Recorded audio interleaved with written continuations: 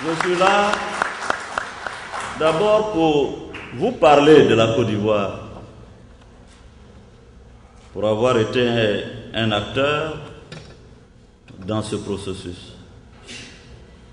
Depuis 2006, que de chemin parcouru. Espoir quelquefois déçu,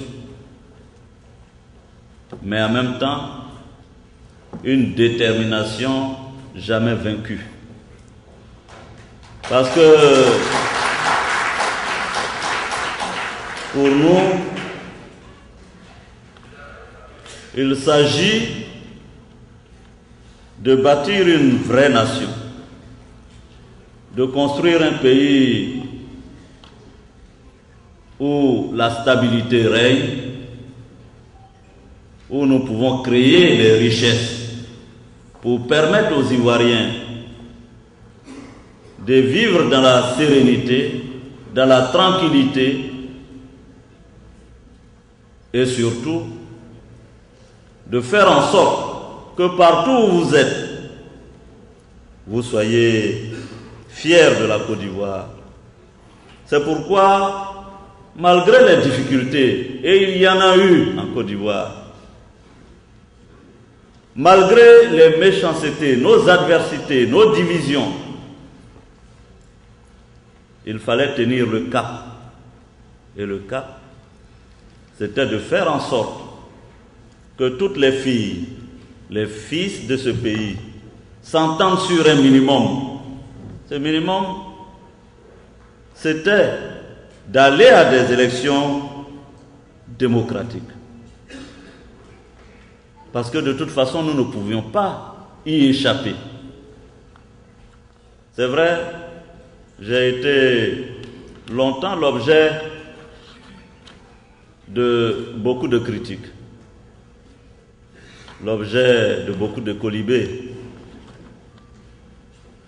On nous a accusés d'être à l'origine des difficultés de notre pays quand le 19 septembre 2002, la crise a éclaté. Et je voudrais assumer ma part de responsabilité en disant simplement que ce qui est advenu en Côte d'Ivoire et qui fait la différence d'avec ce qui advient ailleurs, c'est que la Côte d'Ivoire a eu la chance d'avoir des personnes qui ont animé le 19 septembre 2002 avec des intérêts, qui avaient une préoccupation, celle de faire en sorte que la Côte d'Ivoire renoue avec le chemin de la démocratie. C'est ça la vérité. Ce n'était pas un combat pour prendre le pouvoir. Parce que quand vous vous unissez dans un mouvement pour prendre le pouvoir, les ambitions finissent par vaincre. Votre idéal, c'est pourquoi la rébellion ivoirienne a été différente de bien des rébellions. Nous ne demandions que l'ouverture aseptisée de l'arène politique. Nous ne demandions que tous les Ivoiriens soient égaux. Nous demandions que tous les citoyens de ce territoire soient traités avec justice et respect.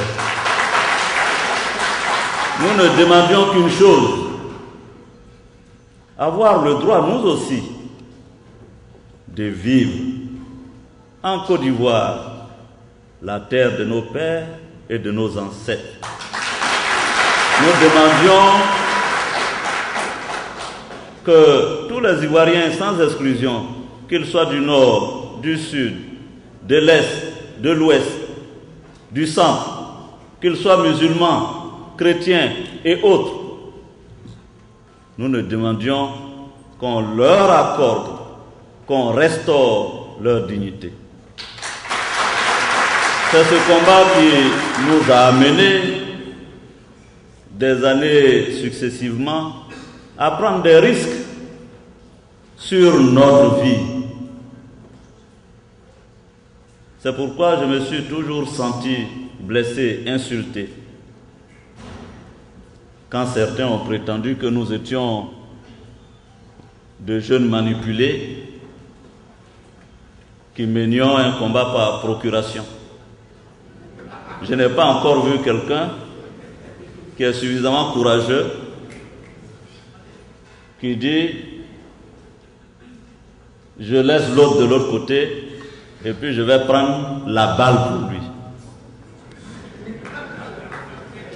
Et de toute façon, je crois que les gens peuvent nous reprocher beaucoup de choses. Mais personne ne peut nier notre constance et notre détermination dans nos convictions propres depuis l'université. J'ai des amis ici dans cette salle. Justine, qui est là, épouse Kofi maintenant, qui était avec moi au lycée. Où est Yoro Séraphin? Qui est là,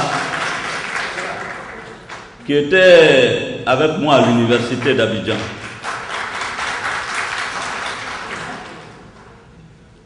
Depuis cette époque,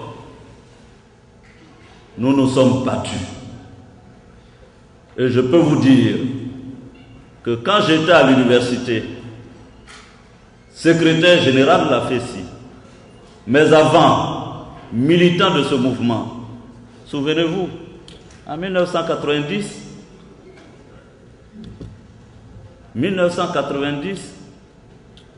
pour que le multipartisme arrive en Côte d'Ivoire, 1990, 1991. Vous savez, monsieur l'ambassadeur, quelquefois je plaisante avec mes aînés, je leur dis, vous êtes mes aînés, vous êtes mes doyens, mais moi je suis doyen dans ce combat-là.